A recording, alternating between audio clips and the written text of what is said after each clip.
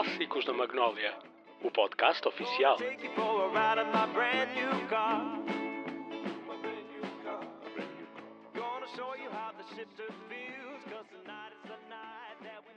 Sejam bem-vindos a mais uma série de podcasts relacionados com mais uma edição, neste caso a 7ª edição dos Clássicos da Magnólia, que ocorrerá no dia 25 e 26 de julho, o último fim de semana do corrente mês. E nesta série de podcasts, que inclusivamente temos também de imagem o vídeo que será naturalmente publicado nas redes sociais, sobre os Clássicos da Magnólia, temos uma série de convidados sempre relacionados com este evento, que uma vez mais ocorre na quinta que lhe dá o nome. Para este primeiro podcast, este primeiro registro, temos como convidado alguém que quase que podemos prescindir da apresentação, que é o Ricardo Velosa, portanto o escultor Ricardo Velosa, que além de entusiasta de automóveis clássicos, tem e notabilizou-se naturalmente pela sua obra na arquitetura e na escultura, como também nas belas artes em geral. Caro Ricardo Velosa, agradeço antes de mais a sua disponibilidade e a sua anuência ao nosso convite. É sempre um gosto, é sempre um prazer falar com alguém que está intimamente relacionado com o movimento dos clássicos e os entusiastas da Madeira. E recordo para quem não conhece alguns aspectos biográficos no que diz respeito aos clássicos. O escultor Ricardo Velosa, desde os anos 80, digamos assim, está intimamente ligado à criação do Clube de Automóveis Clássicos da Madeira, o CACM, que não é mais do que o organizador deste evento que hoje nos trouxe cá. Caro escultor, que nos tem a contar da gênese de tudo isto, que este evento, entre outros, advém precisamente dessa gênese desses entusiastas que deram o início a toda esta série de eventos dos clássicos na Madeira. A determinada altura nós vimos na Madeira que realmente já havia um grupo de bastante alargado de pessoas que tinham na sua casa e usavam, na altura muitos usavam diariamente carros com entrega. E então, não posso precisar a data, reunimos 10 amigos, fomos ao aeroporto, viemos e criámos o clube. Foi por volta, se me permite, de 87, esse almoço. E a partir daí o clube nasceu. Foi um clube que ganhou uma dinâmica grande. Nós organizámos provas muito bem organizadas e continuamos, como se sabe. E neste momento nós temos um parque na Madeira invejável. Não das grandes marcas, mas temos um parque invejável e fruto muito do facto de haver um CACM, mesmo havendo pessoas que não são sócios do clube. O clube, por exemplo, não foi a mola impulsionadora de tudo isso. E que, naturalmente, justifica não somente os clássicos da Magnólia, que já na 7ª edição justifica e confirma o sucesso do evento, como também um evento temático que tem, nos últimos anos, dividido as décadas. Portanto, este ano é dedicado à primeira parte da década dos anos 60, particularmente 60 a 64. E é precisamente uma época compreendida em que foi um dos períodos mais turbulentos, não somente a nível político, geopolítico, em termos de crises marcantes do século XX, como também, desde, por exemplo, enumero a construção do Muro de Berlim, que foi em 1961, a crise dos mísseis de Cuba, o assassinato de John Kennedy e, naturalmente, marcado pela corrida espacial, que até foi marcante também na indústria automóvel, pelo design sempre ligado aos foguetões e tudo isso. Ou seja, é esta década a que vamos, de certa forma, condicionar a nossa conversa. Naturalmente, o escultor Ricardo Velosa traz-nos e participa neste evento com um Jaguar E-Type, disse-o bem. Sim. O meu inglês realmente não é o meu forte, italiano. É mais italiano. Que naturalmente marcou também uma época, basta dizer que, e agora falando de Itália, o Enzo Ferrari foi um dos que, precisamente sobre o Jaguar... Elogiou o desenho do carro. Precisamente. E foi um carro que marcou de certa maneira uma época. É um daqueles carros que, digamos, muita gente sonha um dia ter um deles. Eu tenho a sorte de ter um comprei há bastante tempo, numa situação para restaurar. E realmente é um carro que marcou uma época. O Enzo Ferrari disse, talvez com certo exagero, que era o carro mais bonito do mundo. Mas, por exemplo, a nível da marca do Enzo Ferrari, há carros espetaculares. Agora, realmente é um carro apetecível. Ainda hoje em dia é um carro que muita gente gosta e acha. Mas melhor elogio do que Sim. uma figura incontornável do mundo automóvel e de Sim. automóveis por ele construído, ou pela empresa, a Ferrari, enquanto marca independente, e que considerou efetivamente o E-Type, o Jaguar, o carro mais bonito alguma vez construído. Sim. Naturalmente é um automóvel que, pelo seu design, que foi construído inclusivamente com muito pendor e muito cuidado em termos aerodinâmicos, é um carro que ainda hoje se distingue Sim, funciona dos demais. nessa área. Agora, eu acho piada hoje em dia nós falamos muito nos designers e nos estilistas, os italianos têm pessoas fantásticas, e na altura havia muito automóvel que era construído não por desenhadores de profissão, mas muitos deles até eram por engenheiros, que sabiam muito de mecânica e concebiam os carros.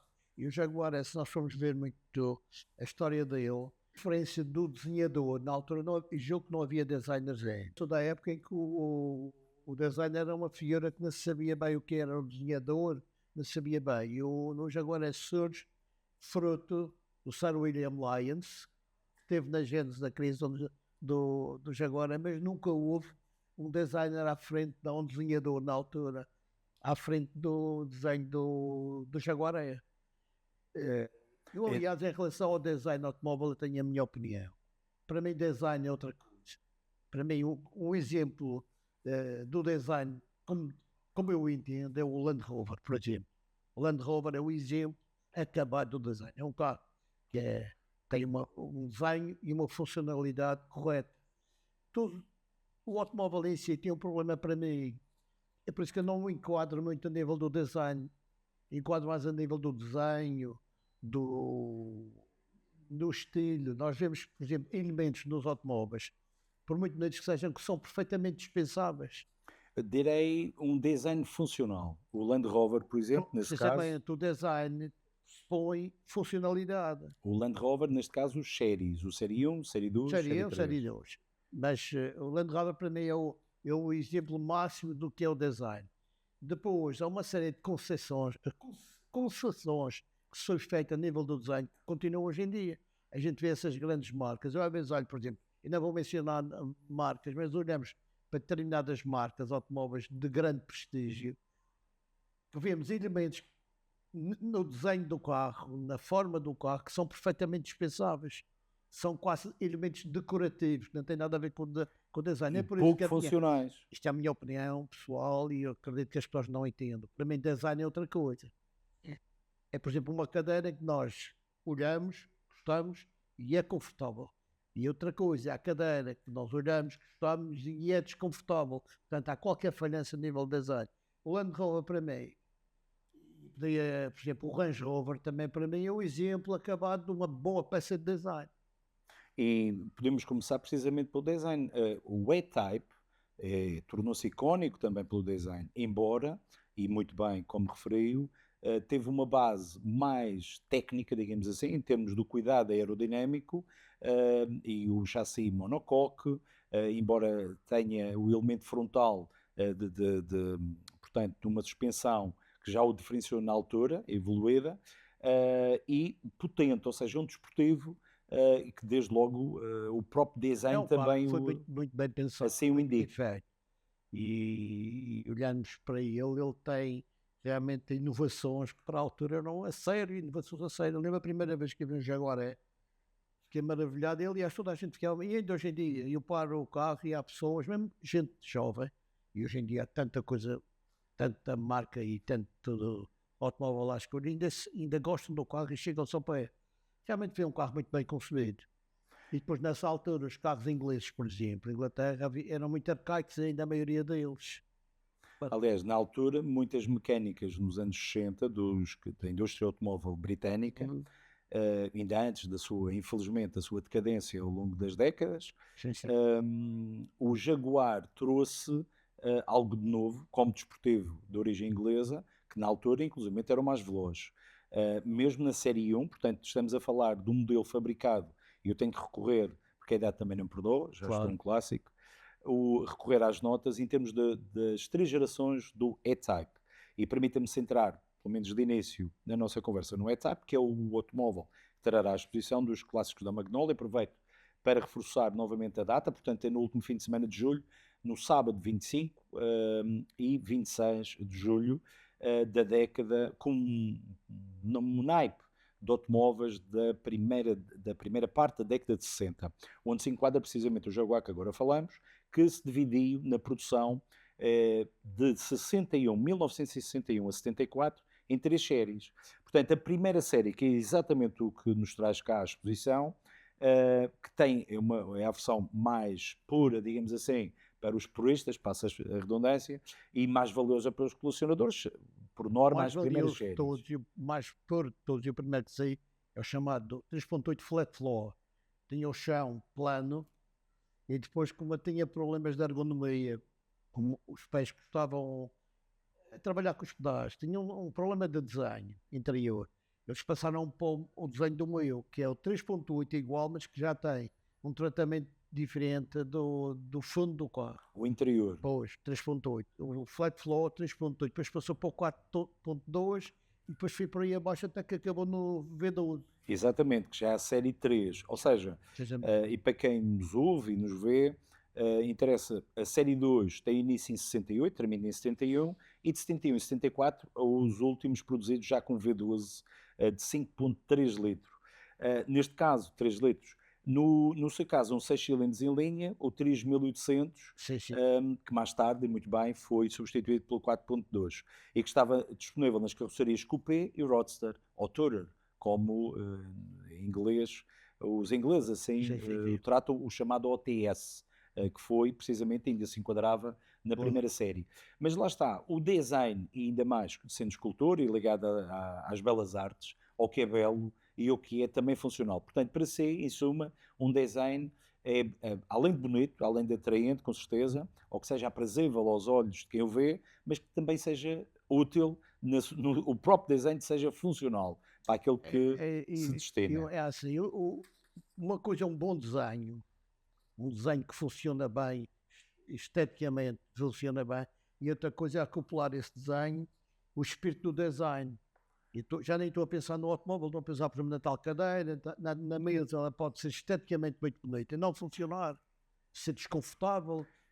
E no automóvel, o automóvel muitas vezes cai nisso, cai num bonito desenho, mas como o design em si deixa muito a desejar. E eu voltei precisamente ao aspecto do design, porquê? Porque esta década revolucionou também o automóvel, como também outras partes da nossa vida cotidiana, mas o Jaguar E-Type é um deles, é um modelo marcante que fez, digamos, outras marcas desenvolverem produtos semelhantes, ousados e mais semelhantes no seu design, maiormente no que diz respeito à aerodinâmica. Sim. Concorda com este aspecto? Eu concordo, acho que sim, foi uma época, o carro realmente foi um carro que resultou muito bem.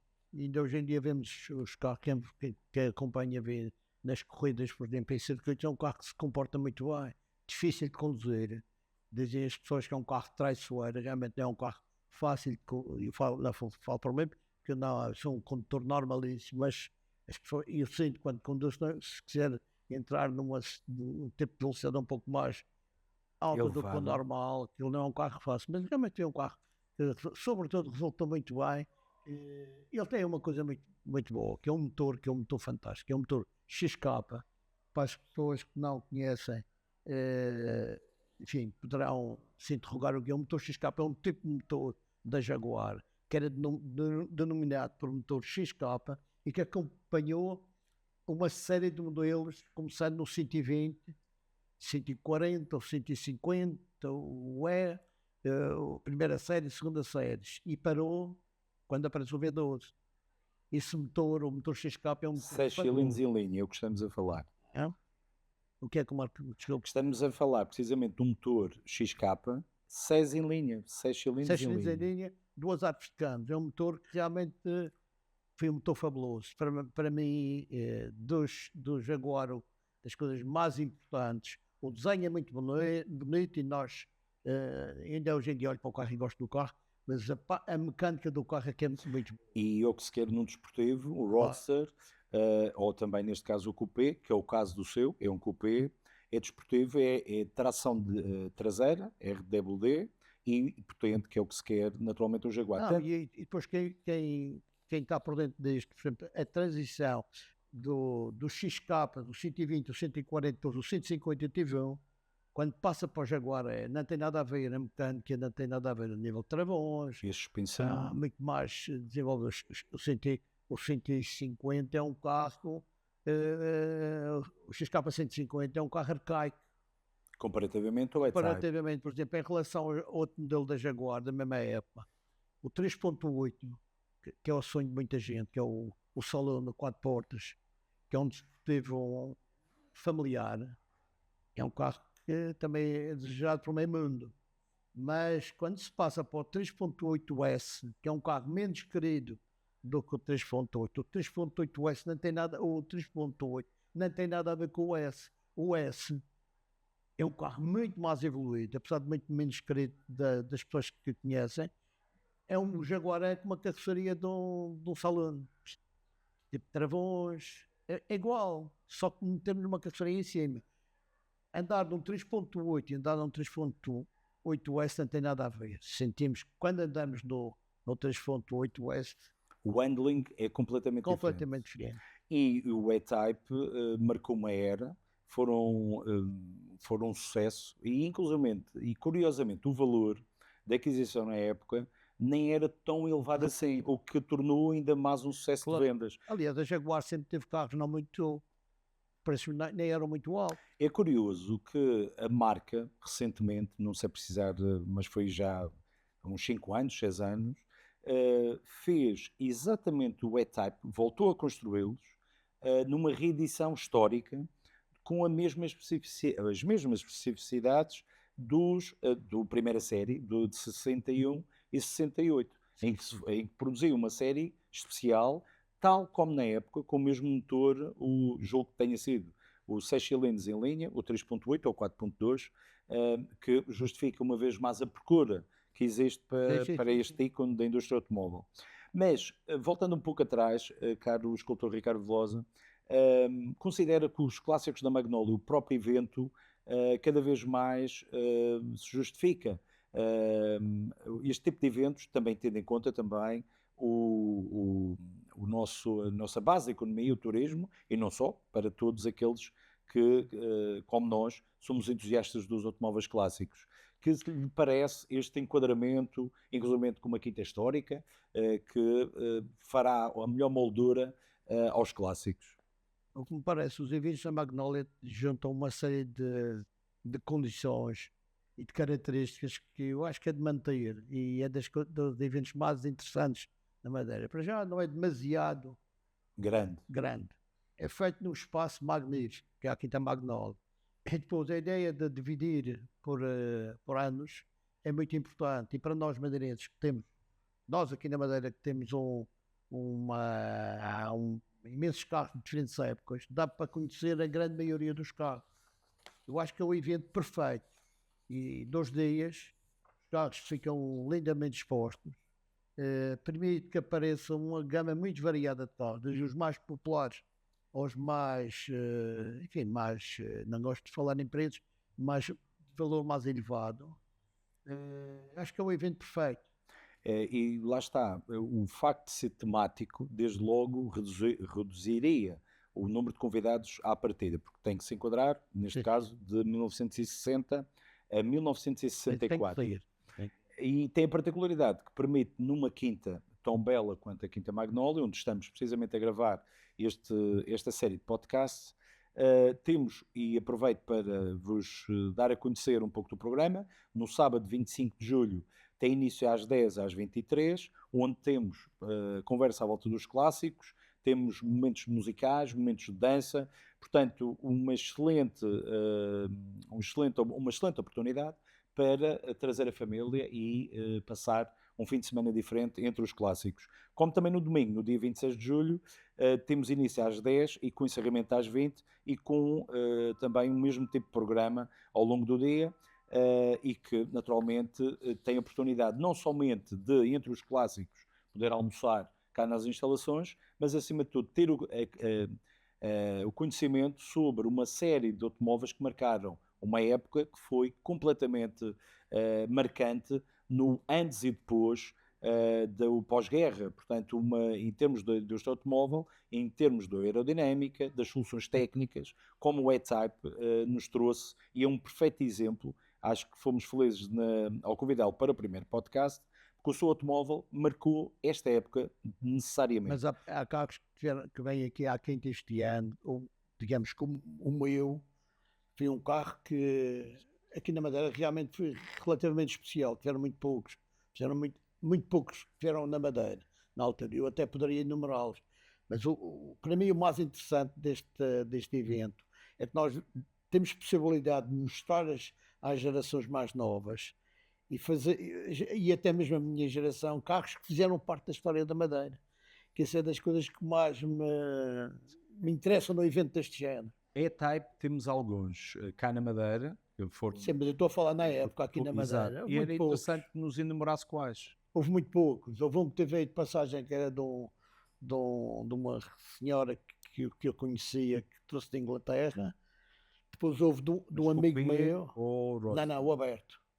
Depois teve cá um fechado, muito parecido ao meu, de um amigo meu, que também trouxe da Inglaterra, portanto foi de volta.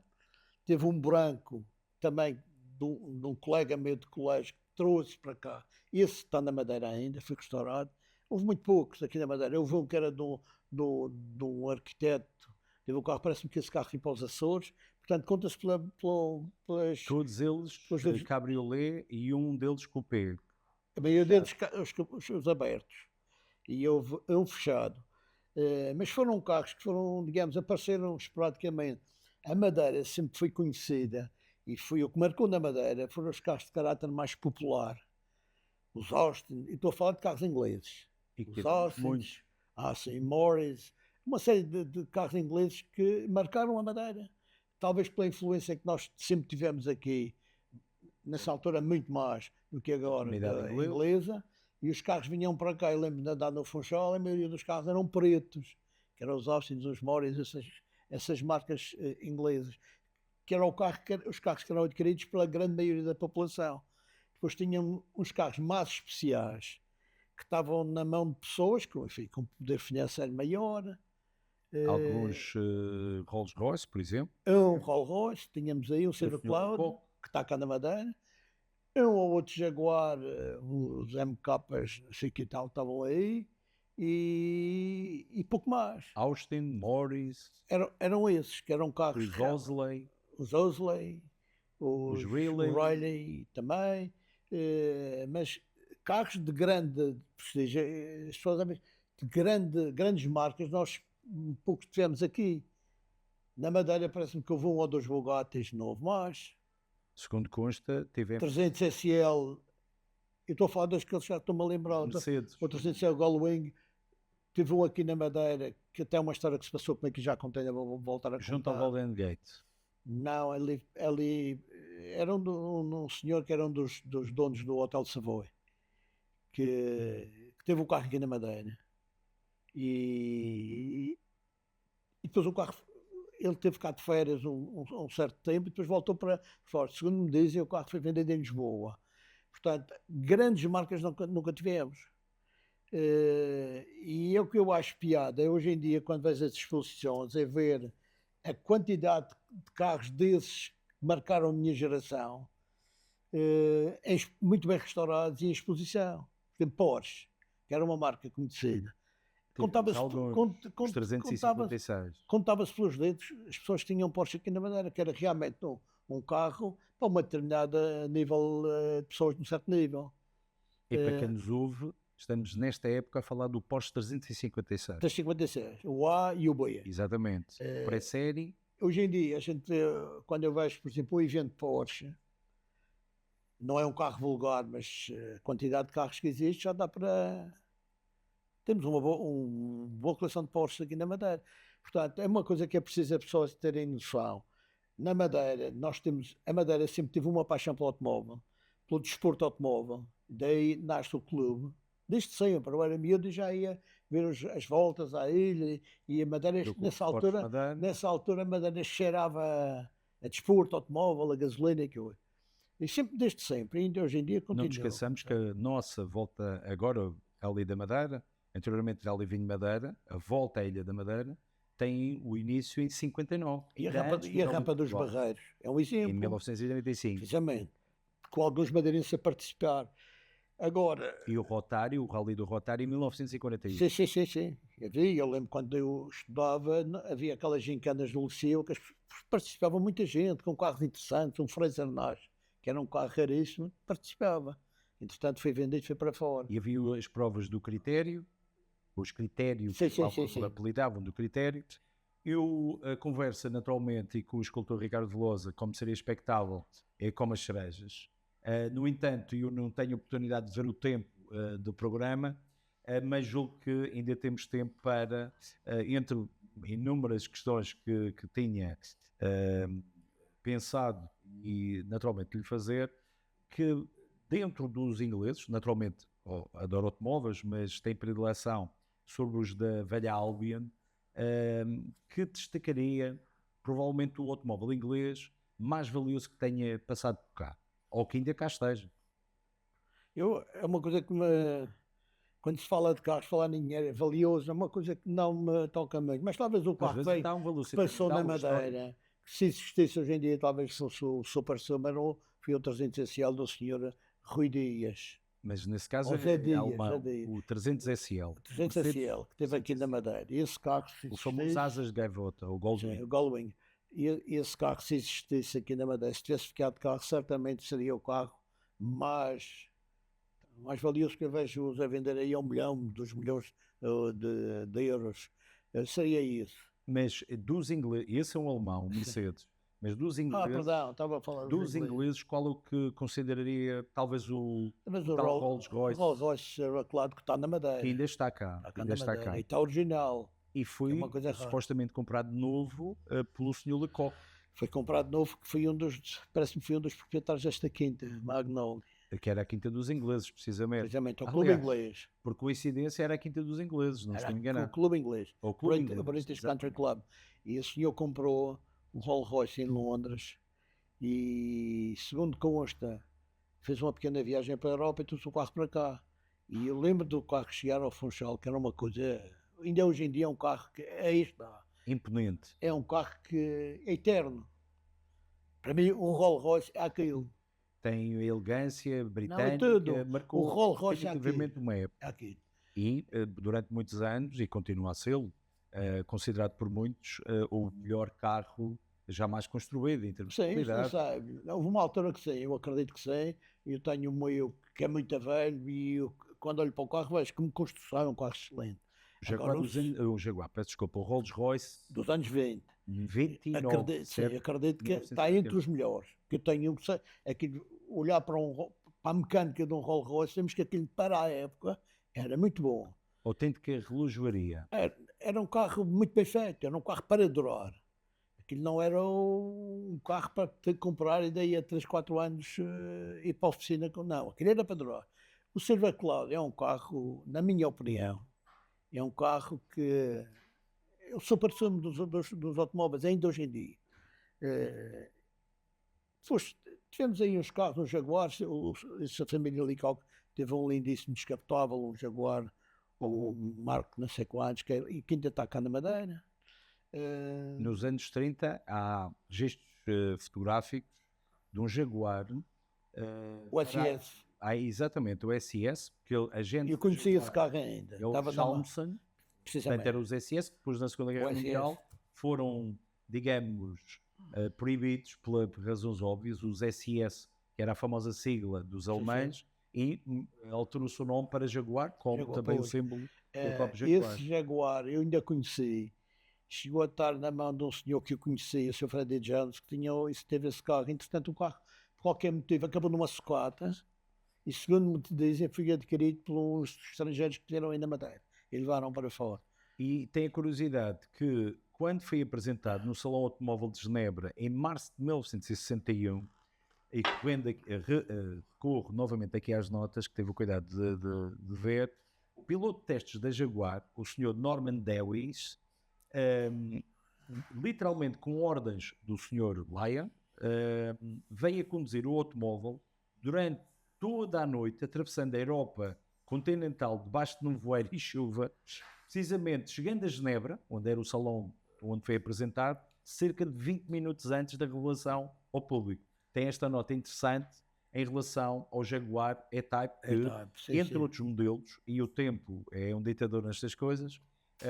Agora, na parte final, queria referir esta nota que achei imensamente curiosa, que naturalmente quase que não chegava por 20 minutos, ainda por mais por estrada, mas que foi um sucesso desde logo na apresentação. Pois. Não, o carro realmente é um carro que na altura, quando apareceu ao público, foi um sucesso brutal. Lá está, o tal design. Mesmo a nível fora de vendas, depois foi para os Estados Unidos, foi um sucesso nos Estados Unidos.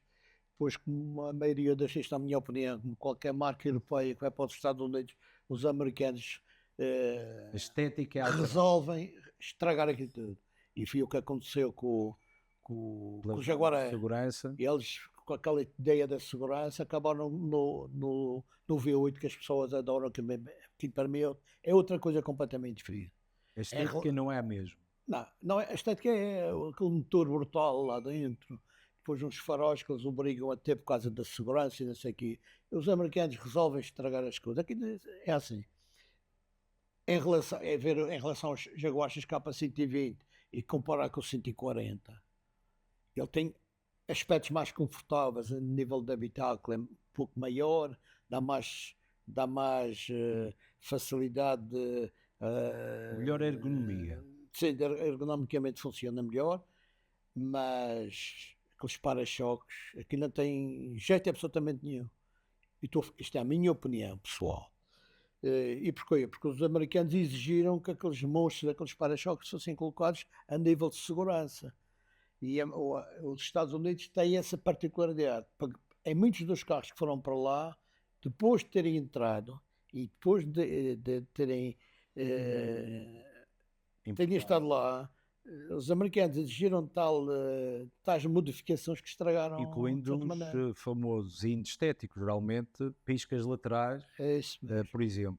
Mas muito havia para dizer, não somente sobre o E-Type, que centramos esta nossa conversa inicial com o escultor Ricardo Veloso, será um dos modelos, com certeza, que brilhará entre os demais, incluídos nesta primeira parte da década de 1960, de 1960 a 1964, nos clássicos da Magnolia, a 7ª edição, no último fim de semana de julho, os próximos dias 25 e 26.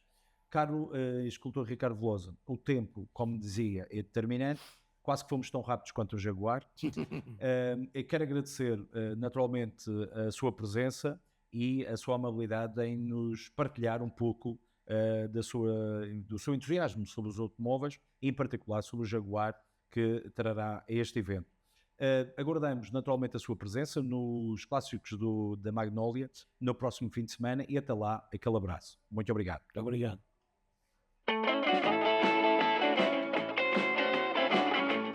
Take it for